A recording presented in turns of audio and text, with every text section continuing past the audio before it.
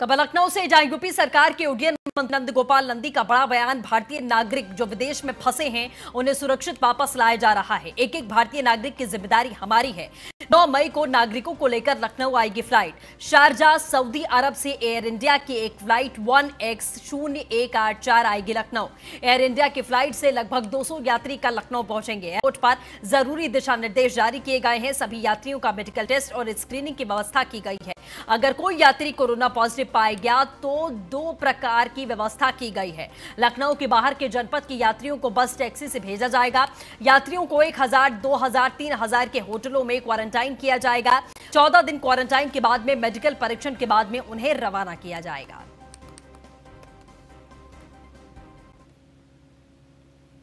9 तारीख को पहली फ्लाइट यहाँ पर आ रही है सऊदी अरब शारजाह से, और उसके लिए पूरी चाक चौबंद व्यवस्था है।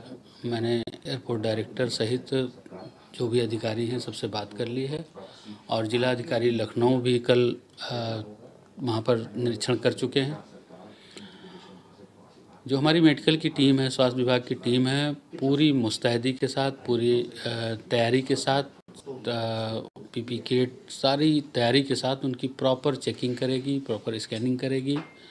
उसके बाद किसी में जैसे लक्षण पाए जाते हैं तो उनको आइसोलेट किया जाएगा। जिसमें ऐसे लक्षण नहीं पाए जाते हैं उनको 14 दिन के लिए क्वारंटाइन किया जाएगा। जो लखनऊ के लोग हैं उनको 1000, 2000 और 3000 रुपए के होटल चिन्हित हैं। जो जहां रहना चाहेगा वहां पर उनको रखा जाएगा।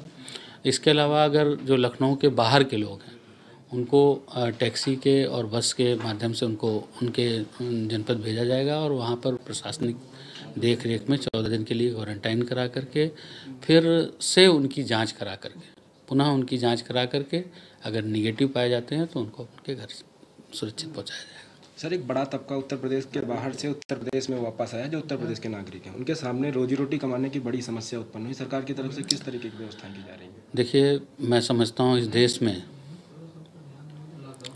सबसे पहले माननीय मुख्यमंत्री योगी आदित्यनाथ जी हैं, जिन्होंने ये कहा कि जो भी हमारे मजदूर हैं उनको वापस लाएंगे, और वापस लाएंगे कहा। और उसके तुरंत बाद उन्होंने एक कमेटी बना दी, एक टीम बना दी कि इनकी क्या स्किल है, वो जो लेबर आ रही है वो किस किस चीज़ में महारत हासिल है, उसको उस तरह के रोज़गार मुहैया कराया जाए।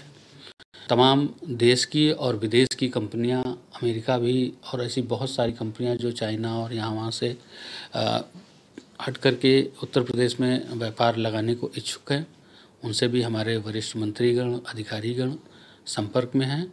और माननीय मुख्यमंत्री जी ने जो ये निर्णय लिया है इसको पूरे देश ने सराहा है, और जो हमारी लेबर आ रहे हैं उनको हम यही रोज़गार देंगे, 1 डिस्ट्रिक्ट 1 प्रोडक्ट के तहत। और तमाम हमारी जो भी इंडस्ट्रियां हैं उनको लेबर की ज़रूरत है, और हमारे लेबर सबसे पहले 1-1000 रुपये पहुंचाने की बात रही हो, सबसे पहले उनको राशन देने की बात रही हो, तो सब कुछ में हम आगे रहे हैं। और मैं ये आज बड़े गर्व से कहता हूँ, और हम सबका ये परम सौभाग्य है कि इस देश की बागडोर परम तपस्वी आदरणीय नरेंद्र मोदी जी के हाथों में सुरक्षित है, और इस प्रदेश की बागडोर एक कर्मयोगी मुख्यमंत्री योगी आदित्यनाथ जी के हाथों में सुरक्षित है, जो प्रदेश के एक एक जन के लिए सोचते हैं, चाहे वो व्यापारी हो, चाहे वो किसान हो, चाहे वो गरीब मजदूर हो, चाहे वो इंडस्ट्रियलिस्ट हो, चाहे वो हमारे स्टूडेंट हो। एक एक लोगों को, पूरे 23 करोड़, बिना किसी भेदभाव के 23 करोड़ लोगों की बात करते हैं। माननीय प्रधानमंत्री जी 130 करोड़ लोगों की बात करते हैं, और पार्टियां केवल जाति, धर्म, मजहब के भेदभाव में ही उलझा करके इस प्रदेश को, इस देश को रखी। सर, सरकार ने कहा था कि जितने भी लोग उत्तर प्रदेश के बाहर फंसे हैं उनको वापस निःशुल्क लाया जाएगा, लेकिन कल से आज तक जितनी भी ट्रेनें आई हैं अधिकांश लोगों के पास टिकट मिले हैं रेलवे डिपार्टमेंट के। अगर सर टिकट है उनके पास तो क्या पैसा नहीं लिया गया उनसे?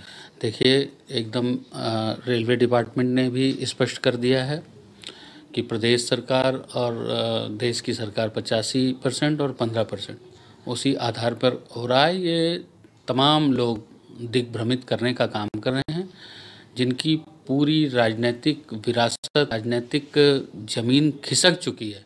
उनको कुछ समझ में ही नहीं आ रहा है कि हम क्या करें। इस समय जब पूरा देश इस लड़ाई को मजबूती से लड़ रहा है, उस समय ये ओछी राजनीति करके सोचते हैं इनको कुछ वोट बैंक का मुनाफा हो जाए।